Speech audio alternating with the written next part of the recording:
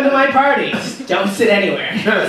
These aren't for sitting. All right. You guys having fun? One more time for Div. That was his first. It's really hard to go first. It's nerve-wracking to go first. I went first. My nerves are crushed. Crush! All right, guys. You guys ready for some more? Let's do this. Our next comedian coming to the stage worked really hard this session. Please make some noise for Kirsten Ecker!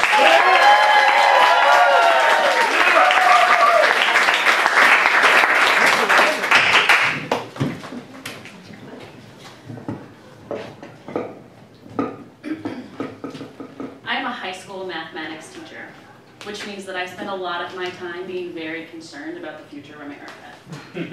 I became a teacher for the right reasons, though. I became a teacher for the money, the power, and the fashion tips. Snow days and summers off are just totally a bonus. So I started teaching out at a very small country school out in Colorado. Little country school where belt buckles, rain wild, and apparently cowboy boots can go with anything. My students were very sweet, and stereotypes still run rampant. You still have the cheerleaders, and they're still kind of bitches, and you still have the jocks, and they're still kind of jerks. But being out of the country school, the one thing that shocked me was the amount of animals that appeared to be everywhere. So I would assign homework, and I would hear from the cheerleader in her cheerleading outfit, "Miss, no, seriously, can you like not totally assign us homework because I have to get up early in the morning and feed all the goats." I coached the tennis team out there, and we had a cow as a mascot because it was just right next door. While teaching at this country school, I actually got asked out to homecoming during class. I look up, asked if there was any questions. I'm a student in the back. "Yes, Brian, do you have a question?" "Miss Ecker, will you go to homecoming with me?" Okay. First of all, demerit. Secondly, no. And thirdly, now I have to be miles away with an alibi, so I can't even chaperone the dance.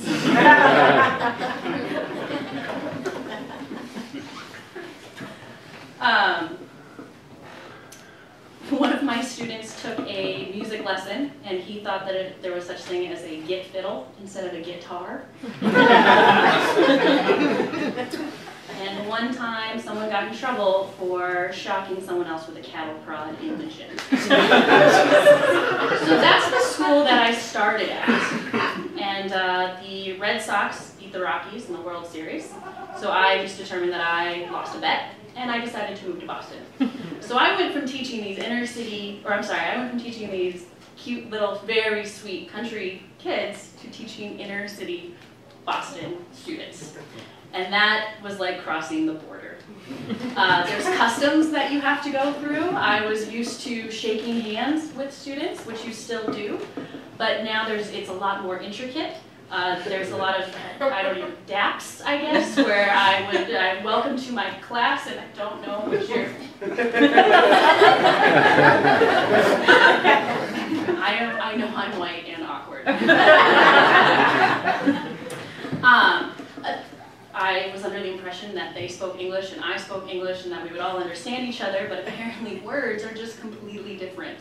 So I assigned homework, like you do when you're a high school mathematics teacher. Tonight, you need to do problems 1 through 30. "Yo, miss, that's a force!" First of all, this is not physics class. Secondly, a force is a pusher pole. Come in the next day, "You assigned us mad homework last night." I'm sorry, are you angry? Or is the homework angry at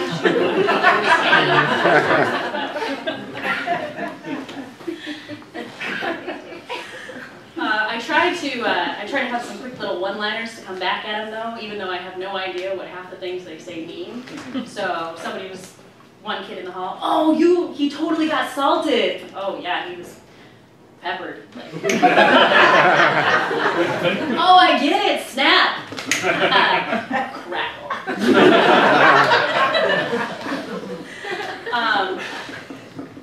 So then I tried to make up my own slang to bring into the classroom. I was a geometry teacher, and so when we learned about right angles and 90 degrees, anytime the students were correct or right, I started calling them 90 degrees. So I call on a student, Rebecca, what is the answer to number 7? The answer is 65. Rebecca, you are totally 90 degrees. Oh my God, miss, I love that band.